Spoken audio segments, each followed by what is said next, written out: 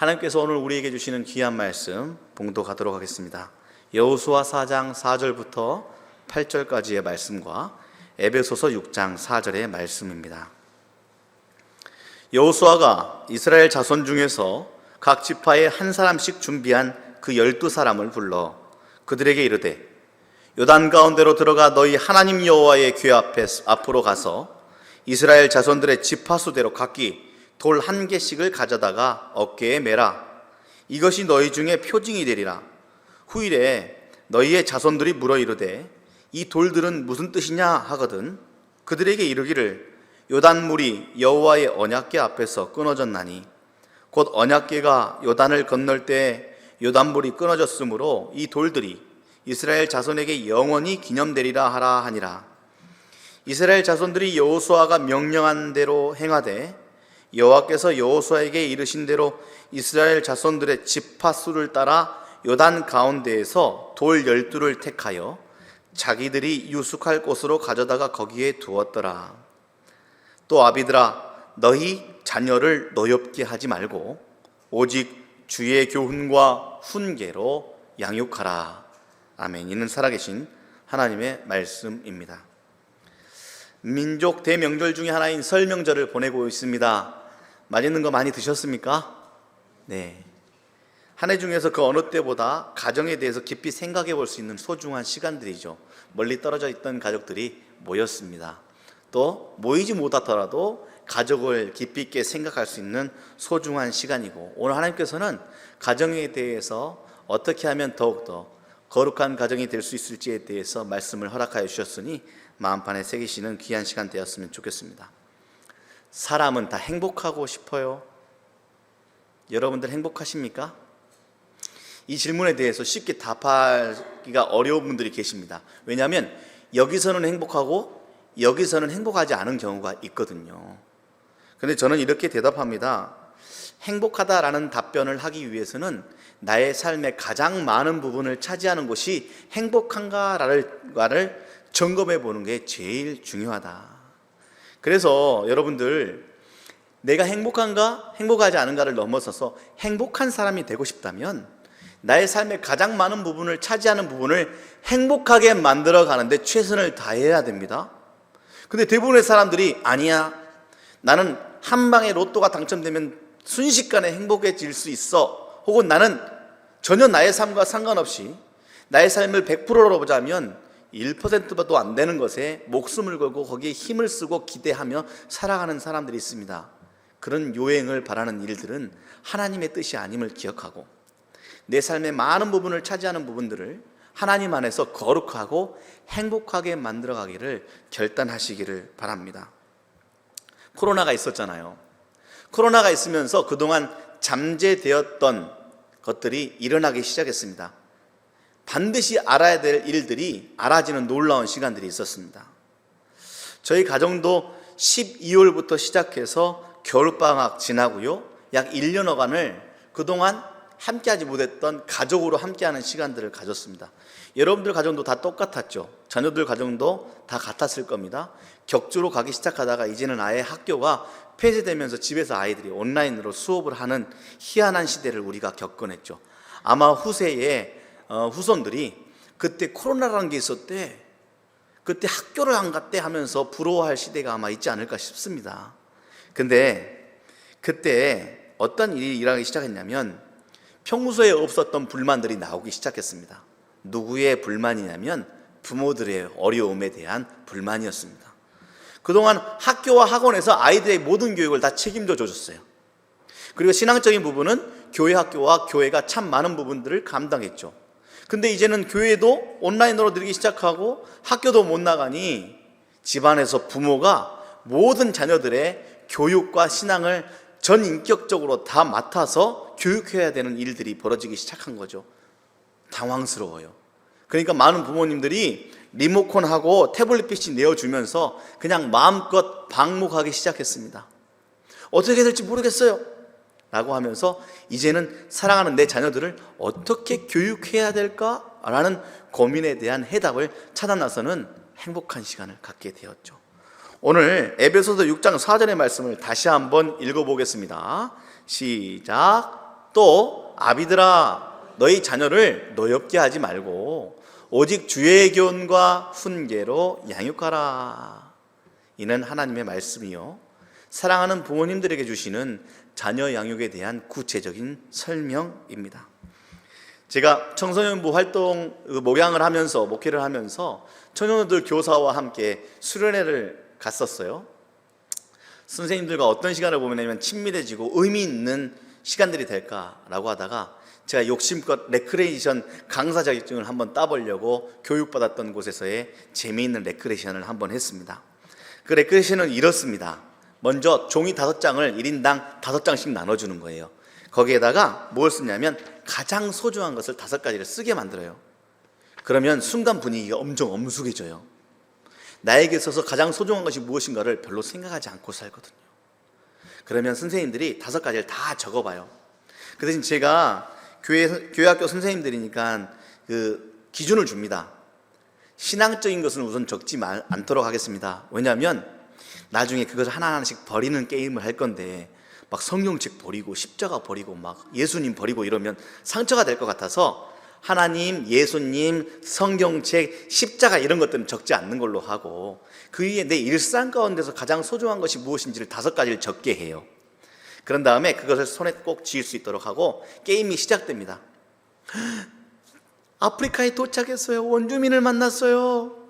원주민들이 칼을 내밀면서 소중한 거 한 가지씩 내놔야지 목숨을 살려주겠다고 이야기하네요. 여러분들이 가지고 있는 5가지 중에서 한 가지를 버리셔야 됩니다.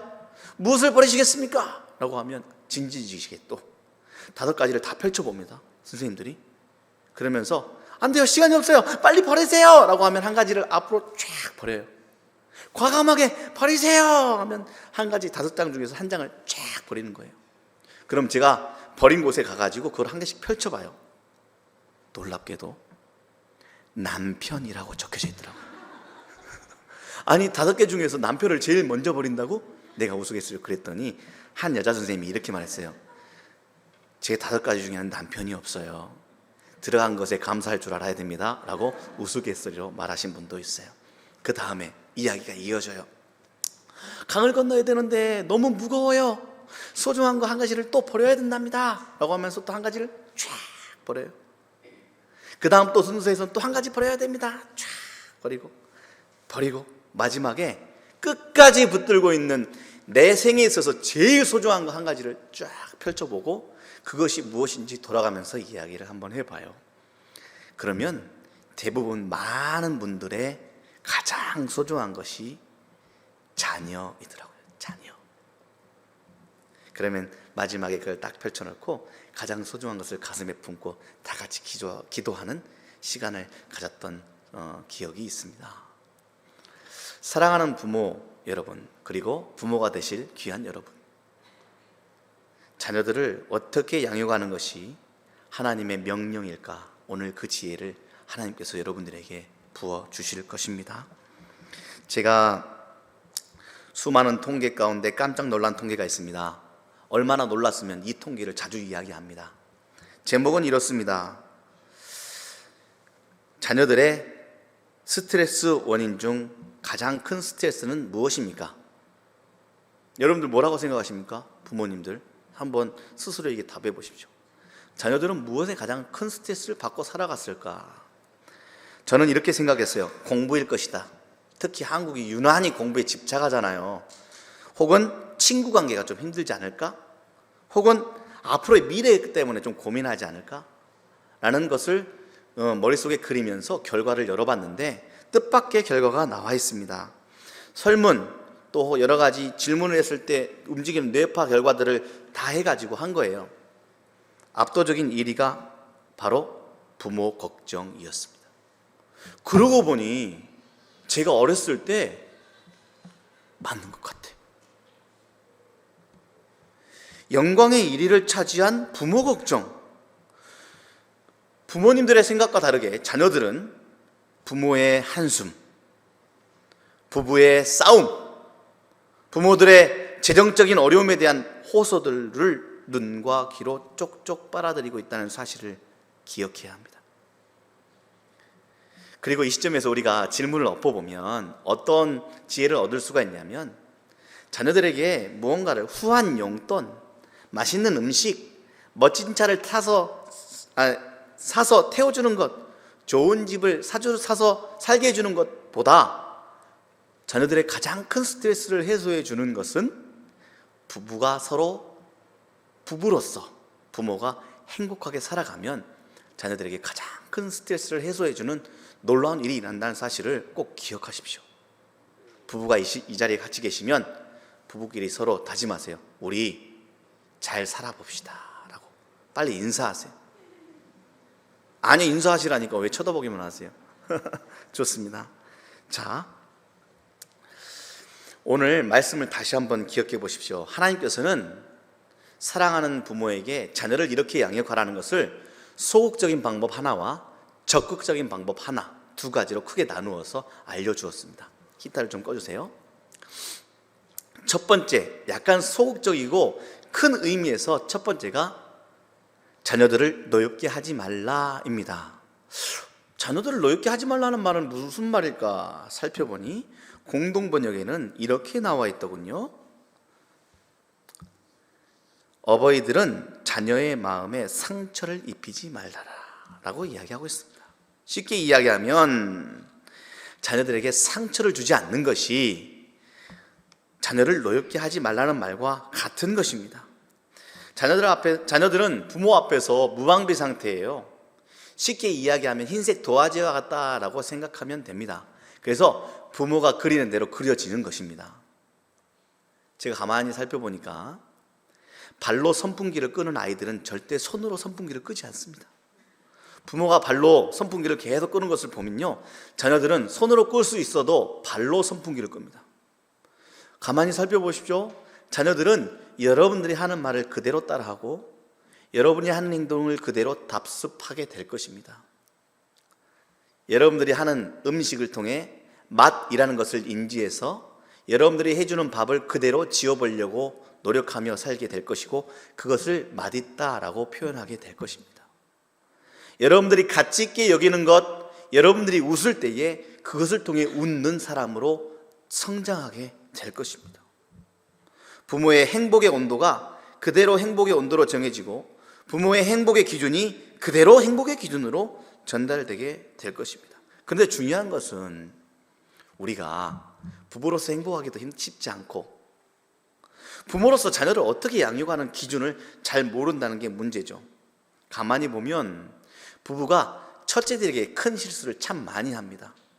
대부분의 부부들이 자녀가 태어나면 첫째만큼은 잘 키워보겠다는 욕심으로 더욱더 교육을 중요시 여기고 더 많이 혼내고 하지 말아야 된다는 말을 더 많이 해요. 그래서 가만히 살펴보면 어느 집이나 첫째들이 좀 더 샤이하고 교육에 민감하고 부모님 눈치를 많이 봅니다. 근데 둘째들은 좀 다르죠. 이제는 첫째를 키워본 엄마들이, 아빠들이 둘째들은 조금 더 자유스럽게 놓아줘요. 그래서 둘째들이 좀 더 자유분방하고 자유스러운 것이 맞습니다. 그래서 저는 결혼하는 제자들에게 이렇게 이야기하죠. 첫째들은 좀 더 너희들의 생각보다 잘 자유롭게 키워도 괜찮아. 그래도 첫째들은 잘 자랄 거야 라고 이야기합니다.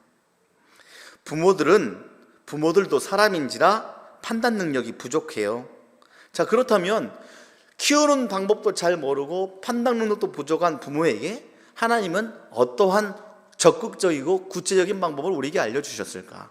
한번 그것을 살펴볼까요? 에베소서 6장 4절의 말씀을 다시 한번 우리 이 시간 다 같이 한 목소리로 읽어봤으면 좋겠습니다.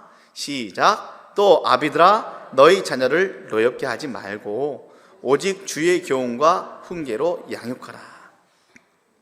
자, 자녀를 노엽게 하지 말라는 말은 자녀들의 마음을 상처를 주지 말아라 라는 소극적인 방법이라는 것을 알게 됐고, 두 번째로 적극적으로 이제는 아예 방법을 알려주셔요. 교훈 그리고 훈계라는 단어입니다. 파이데이아라는 단어를 교훈이라고, 누테시아라는 단어를 훈계라고 번역해 두었어요. 이게 뭐지? 교훈과 훈계도 좀 모호하니 영어로 한번 살펴볼까요? discipline, training, 훈련이라는 단어를 교훈이라고 이야기했어요. 자, 그러면 훈계라는 것은 instruction, 그 다음에 warning이라는 단어로 표현하면 되겠습니다. 자, 어떠한 한 학자가 이렇게 이야기합니다. 전자, 이 교훈이라는 것은 매를 드는 교육입니다. 그리고 후자, 경고하고 지시하는 것은 말로 하는 교육입니다. 그러니 하나님의 방법은 때로는 매를 들고 때로는 말로 경고하는 것이 하나님의 교육이군요 라고 이야기하지만, 이것보다 더 중요한 것은 이 앞에 붙어있는 주라는 단어예요. 주의 교훈과 주의 훈계로 양육하라. 주님의 정신, 성경적 사고로 자녀를 키워라. 공동번역에 이렇게 나와 있어요. 한번 보십시오. 어버이들은 자녀의 마음에 상처를 입히지 말고 주님의 정신으로 교육하고 훈계하며 잘 기르십시오. 잘 기르십시오. 하나님께서는 인간의 한계를 정확히 알고 계시죠. 우리는 주님의 가르침에 근거해서야만 비로소 적극적으로 양육할 수 있습니다. 내 생각, 나의 삶의 기준으로 자녀를 적극적으로 양육하다 보면 자녀가 상처를 입을 수 있습니다. 그러나 주님의 기준으로 적극적으로 양육하면 자녀가 살아나고 잘 될 것입니다. 그 적극적인 훈련의 방법이 바로 주님의 정신이라는 데 포커싱을 맞춰서 교육하고 훈계하는 것이죠. 그런데 이 시대 그리스도의 가정들이 정체성으로 많이 혼란스러워요. 가만히 보면 완전히 세속적인 가치관에 의해서 여전히 움직이고 있습니다. 세상은 그렇게 힘이 세요. 제가 한소망 이름교회를 놓고 정창현 목사님과 함께 기도하면서 어떤 교회여야 이 시대에 교회가 교회다워질까? 교회가 세상 속에서 자꾸 어깨를 움츠리고 교회 다닌다는 것이 숨겨야 될 제목이 되어버렸고, 밥 먹을 때 눈치 보며 기도해야 되는 세상 가운데 어떻게 하면 어깨를 쫙 펴고 나 교회 다녀! 나 하나님의 자녀야! 라고 말할 수 있는 교회가 될 수 있을까? 가만히 살펴보니 교회에서 기도하는 목적이 부자가 되기 위해 기도하고 있고, 가만히 살펴보니 예배하는 목적이 출세하기 위한 목적에 맞춰져 있다면 그 기도와 그 예배는 힘이 없습니다. 하나님께서는 진정한 행복은 어디로부터 흘러나오도록 우리 인간을 창조하셨냐면, 거룩하여질 때, 구별되어질 때야 비로소 행복이라는 참된 맛을 보도록 우리 인간을 다 창조하셨습니다. 그래서 부부가 행복하고 싶습니까? 라고 제가 제 멘토와 상담했더니, 그러면 거룩해져야 됩니다. 아내의 목적대로, 남편의 목적대로 내 아내가 만들어지고 내 자식대로 만들어지면 행복해질 거라고 생각하죠. 그렇지 않습니다.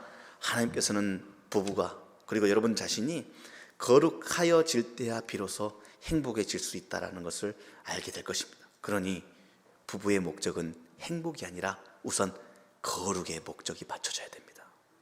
지지고 볶고 싸우더라도 결국 싸우는 과정을 통해, 내가 내 자신을 내려놓고 하나님 앞에 엎드려야겠구나, 내가 이렇게 형편없는 사람이구나를 알아차려 거룩해지려고 애쓰다 보면 하나님이 그 부부를 행복하게 만들고 그 가정을 행복하게 만드는 것이죠.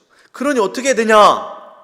자녀들이 때로는 내 손에 당장 돈이 쥐어질 것 같아도 그것이 거룩을 훼손하는 것이라면 내려놓을 수 있도록 부모가 교육해야 하는 것이죠. 때로는 빨리 갈 수 있는 길이 보일지라도 거룩을 방해하는 것이라면 멈춰! 라고 말할 수 있는 부모가 되어야만 비로소 자녀들이 거룩이란 단어를 조금씩 알아차리게 되는 것입니다. 반대로 이런 가정이 있어요. 종교적 열광주의에 빠지는 가족들이 있습니다. 다 필요 없어. 학교도 다니지 말고 기도만 하면 돼. 다 필요 없어. 다 때려쳐. 이건 역시도 삶의 리얼리티를 방해하는 왜곡된 신앙입니다. 하나님께서 우리에게 선물로 주시고 우리 삶에 적절하게 맡겨주신 삶의 일터, 삶의 가정, 생애 주기에 맞는 교육에 성실히 임하면서 그것을 무엇에? 거룩하여지는 데 사용토록 주님의 정신을 가르치고 함께 해 나아가는 여러분들이 되시기를 바랍니다. 자, 그러면 더 구체적으로 형제와 자매들과 부모와 자녀들이, 가정이 주님의 교훈과 주님의 정신에 입각한다는 것은 예수 그리스도의 가르침과 예수님의 부활과 예수님의 십자가의 사건에 더욱더 관심을 가지는 것입니다. 교회를 나가는 순간부터 예수님에 대해서 한마디도 하지 않아. 우리 집에 갔는데 엄마 아빠는 집에서 기도 한 번 하지 않고 예수님이란 단어, 감사합니다, 사랑합니다라는 단어가 하나도 없어. 그런데 우리 자녀들이 신앙적으로 올바로 서길 바란다라는 것은 다 거짓말, 완전한 욕심이요 착각입니다. 그래서 저는 여러분들에게 권면합니다. 작은 것부터 실천해야 해요. 큐티하고 말씀 가운데 결단하는 일들은 내가 지금 당장 할 수 있는 일을 결단하고 적용하는 것입니다. 교회에 올 때 가족끼리 한 차를 타고 온다면 라디오를 끄십시오. 평소에 듣지 않는 음악을 그때 틀어, 이상하게. 평소에 듣지도 않는 기독교 방송을 들으면서 막 거룩해지려고 노력하지 마시고, 하나님께서 잘 모이지 못하는 가족에게 교회에 오는 10분에서 20분 어간에 차 안에서 가족이 하나 되는 그 시간 가운데는 라디오를 끄시고, 예배당을 향해 달려오는 그 시간에는 예배를 위해서 함께 기도하는 시간을 가졌으면 좋겠습니다. 오늘은 아빠가 운전할 때 눈 감고 운전하면 안 됩니다. 눈 뜨고 기도하셔야 됩니다. 아시겠죠? 예? 눈 뜨고 기도하고, 그 다음 주에는 엄마가, 그 다음 주에는 첫째가, 둘째가 돌아가면서 예배를 위해 기도하시거나, 혹은 미리 주보가 나오니까 온라인 홈페이지를 통해서 볼 수 있으니까 교회를 향해 올 때에 오늘 주실 하나님의 말씀을 다 같이 읽어보는 것도 유익하고 좋습니다. 그렇게 예배를 준비하는 마음으로 예배에 늦지 않게 오십시오. 그리고 예배가 끝나고 또다시 가족들이 함께 모여서 집으로 돌아가는 시간에는 예배를 통해서 받았던 은혜를 나누는 것입니다. 아유, 나는 오늘 예배 가운데 찬양이 너무 은혜됐어. 오늘 정찬일 목사님의 바이브레이션이 끝내주더라. 오늘 목사님 이 말씀이 나는 정말 마음에 찔렸어. 이렇게 이야기하는 것이죠. 그 대신 절대 받은 은혜를 나눌 때 평가하지 않는 겁니다. 너는 뭐 그런 게 다 은혜가 되냐? 나는 이게 찔렸어. 난 네가 찔릴 줄 알았어. 뭐 이러지 말고, 절대 받았던 은혜를 평가하지 않고 공감하고, 그 다음에 내가 받았던 은혜를 나누면서 계속해서 신앙의 언어들을 교회 밖으로 계속 이어가고, 매일매일 우리 한수망 이름교회가 영유아 유치부터 시작해 노년까지 이르기까지 한 말씀으로 함께 묵상하니 그 말씀을 같이 읽고 받은 은혜를, 또한 내가 그 말씀을 통해 받은 결단을 계속해서 가정 가운데 나눔을 통하여 주의 교훈과 주님의 정신을 자꾸자꾸 드러내야 느끼지 못했던, 잘 민감을 못했던 나의 신앙의 안테나가 탁탁 반응하기 시작하면서 내 삶 가운데 악한 것과 선한 것을 구별할 수 있는 영적 눈을 갖게 되는 것입니다. 자, 성경 말씀을 한번 보도록 하겠습니다. 여호수아 4장 8절의 말씀입니다. 이스라엘 자손들에게 여호수아가 가나안 땅에 들어가니 명령하는 거예요. 여호수아에게 이르신 대로 이스라엘 자손들의 지파의 수를 따라 어디에서요? 요단, 그것도 가운데에서 돌 12를 택해서 자신들이 유숙할 곳을 가져다가 거기에 두었더라. 그리고 결국 길갈이라는 곳에 그 돌들을 세우게 되는 것입니다.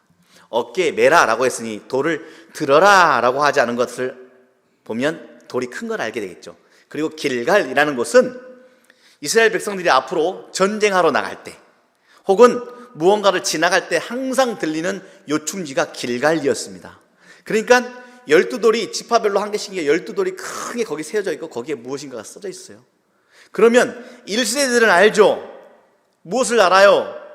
가나안 입성 출애굽 2세대들, 가나안 입성 1세대들은 출애굽 시켜주셨지, 가나안에서 만나와 메추라기를 먹여주셨지, 홍해를 가르셨지, 요단도 가르셔서 우리가 약속의 땅에 들어왔지, 여리고성을 무너뜨려 주셨지. 그래서 우리는 힘이 없고 아무것도 없는 사람들인데 하나님이 우리를 살게 하셨지를 기억하는데, 세대를 반복할수록 감사도 잊어지고 하나님을 잊어가니 그 돌판에 그것들을 다 기록한 거예요. 그래서 이렇게 이야기합니다. 여호수아 4장 20절부터 24절을 보면, 엄마 아빠 저 돌판이 뭐예요? 라고 물어보면, 야, 하나님이 우리를 종살이로부터 자유인으로 해방시켜 주셨다. 너희들이 지금 먹고 살고 있는 거 다 하나님이 주신 거야. 너희들이 지금 이렇게 승승장구하고 어깨 쫙 펴고 살 수 있도록 하신 분도 하나님이시고, 하나님이 앞으로도 너희들을 그렇게 지켜주실 거야. 너희들은 그렇게 선택받은 구원 백성이란다 를 기억하도록 길갈의 12돌을 세운 것 아니겠습니까? 기억하라! 하나님이 하신 일들을. 너희 자손들이 묻거든 부모들이여 가르치십시오. 하나님의 강하심과 하나님을 경외하라고. 이것이 바로 주님의 정신이요 성경적 가치관입니다. 청소년 사역, 청년 사역을 할 때마다 놀랍게 새롭게 알아차려지는 일들이 있습니다. 사랑하는 부모님들, 귀담아 들으십시오. 자녀들이 때로는 강하고 때로는 약해요. 그 말이 정답인 것 같습니다. 내 생각보다 약하고 내 생각보다 강합니다. 여러분들은 자녀들 잘 모른다는 뜻이에요. 하나님만 잘 아시죠. 자녀들이 종종 인생의 벼랑 끝에서요, 늘 웃는 것 같지만 자녀들은 부모들이 기분 나쁠 때 부모들의 기분을 맞추기 위해서 애를 씁니다. 자녀들도 가정이 화목하기 위해서 스스로 애를 많이 씁니다. 그런데 에너지를 많이 쓰지 않도록 부모들이 행복하시길 바라고 자녀들의 감정을 잘 보살펴 주시길 바라요. 자녀들이 벼랑 끝에 서면 제가 깜짝 놀란 게 있어요. 일정한 패턴이 있어요. 삶의 위기에 벼랑 끝에 딱 서서 아무것도 없어서 죽을 것 같은 자녀들이 하는 일정한 삶의 패턴이 있다고요. 자신이 살기 위해서 반드시 무언가를 잡는데 그것이 무엇인지 압니까? 익숙한 것을 잡습니다. 근데 자녀들은 무엇에 익숙한 줄 아십니까?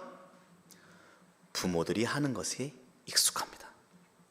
부모가 벼랑 끝에 설 때마다 돈을 빡 잡으면 자녀들도 백발백중 인생의 벼랑 끝에 돈 어디 있어? 돈 어디 있어? 이렇게 합니다. 부모들이 인생의 벼락 끝때마다 사람한테 계속 의지하면 자녀들도 인생의 위기를 맞을 때마다 사람에게 기댑니다. 부모들이 힘들 때마다 포기해버리면 자녀들도 백발백중 인생의 위기 때마다 바로바로 포기해버립니다. 그래서 자녀를 보면 부모를 알 수 있는 것입니다. 여러분들이 이렇게 말하겠죠. 아니에요.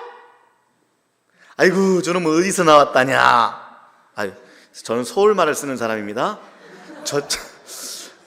쟤는 왜 저렇다니? 엄마 아빠는 이렇지 않은데? 라고 말할지 모르겠지만 아니요. 그 모습이 정확히 여러분의 모습이 맞아요. 부인하지 마세요. 그렇다면 여러분 당부합니다.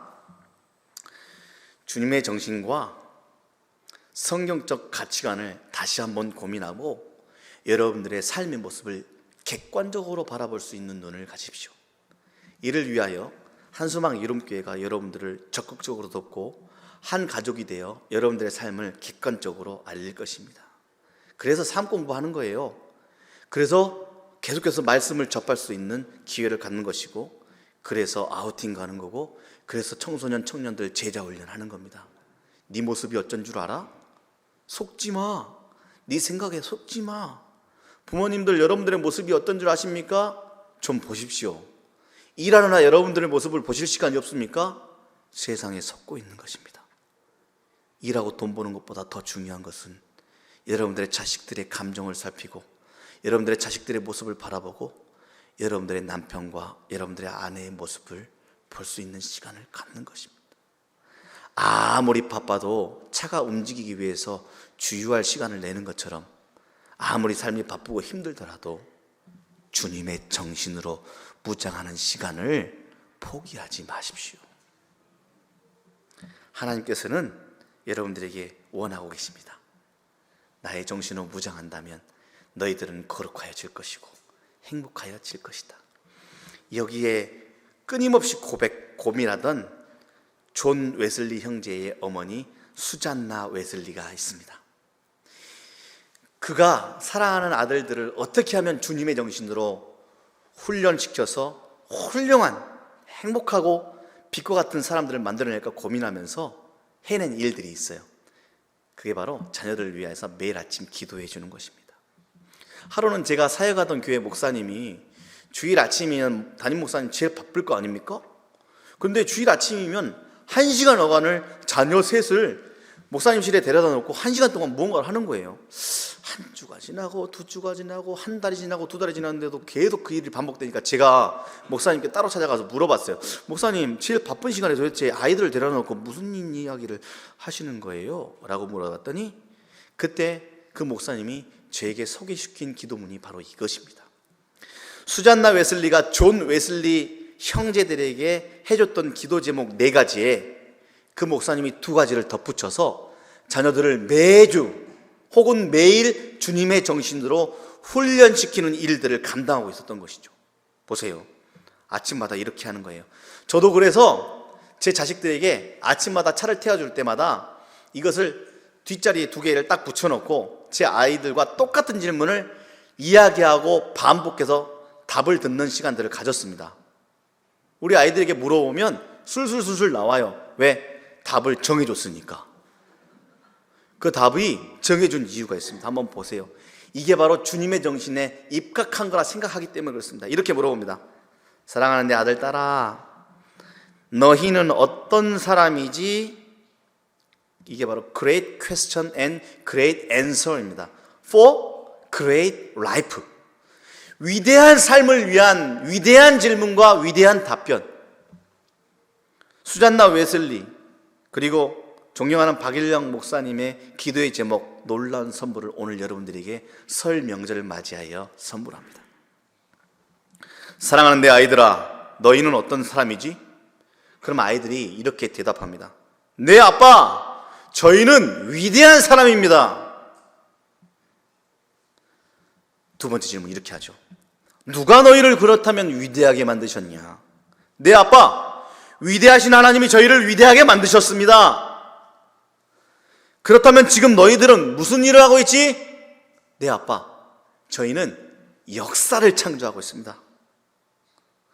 어떻게 하는 것이 역사를 창조하는 것이냐? 네 아빠, 하나님을 사랑하고 이웃을 사랑하는 것입니다. 어디서 많이 들어봤죠?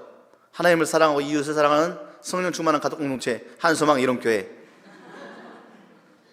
자, 여기에 2가지 질문을 박일영 목사님이 붙이셨어요.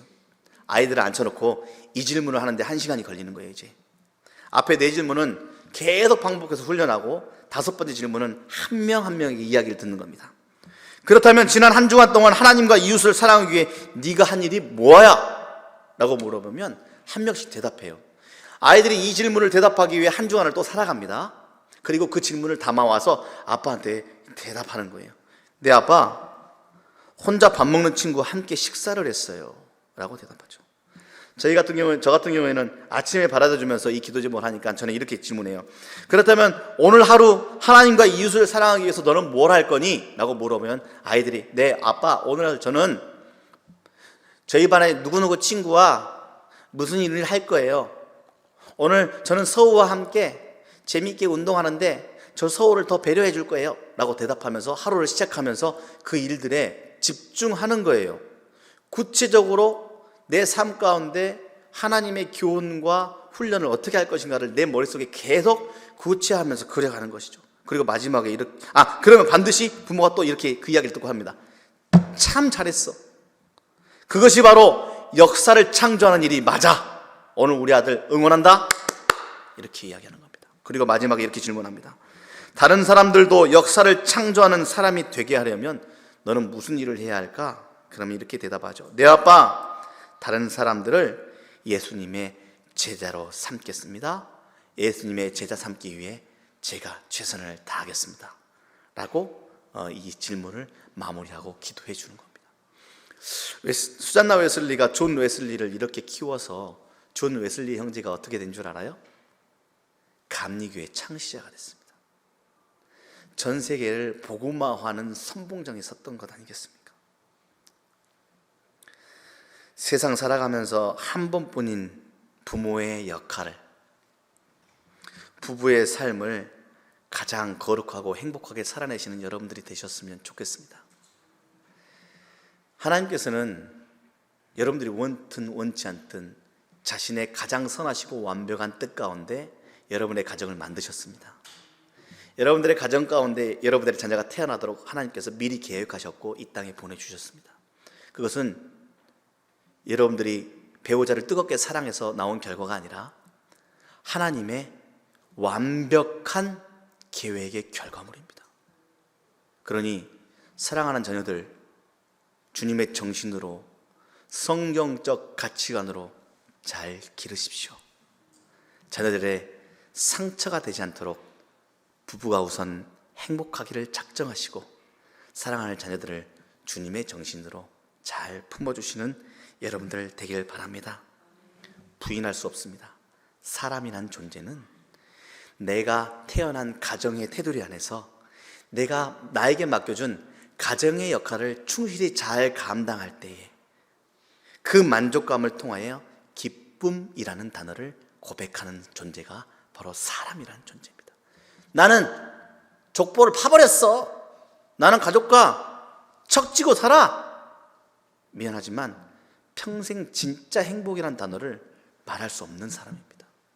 혹여나 마음 가운데 여전히 미움으로 견고한 벽으로 사랑하는 하나님께서 만들어주신 가족을 불통하고 계시는 분들이 계신다면 이 시간 마음 가운데 기도하십시오.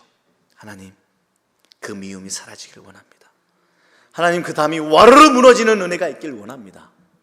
그리하여 하나님께서 나에게 주신 가족과 끌어안고 살아가는 은혜가 있길 바랍니다 라고 기도하시는 주일과 명절이 되었으면 좋겠습니다. 그래서 그 힘으로 살아가는 겁니다. 나는 돈이 있으면 힘이 날 거야. 나는 그 권세 가지면 힘이 날 거야. 다 거짓말이고 속임수입니다. 이 세상을 본받지 말아라 하나님 말씀하셨고 너는 오로지 거룩하고 구별되라. 여러분들의 힘은 하나님께서 만들어 오신 법칙 가운데 가정을 통해서 나오게 되어 있습니다. 그러니 가족의 시선을 더욱더 두십시오. 하나님이 그 가족의 중심에 서서 여러분들의 가족을 더욱더 건강하게 만들어 내실 것입니다.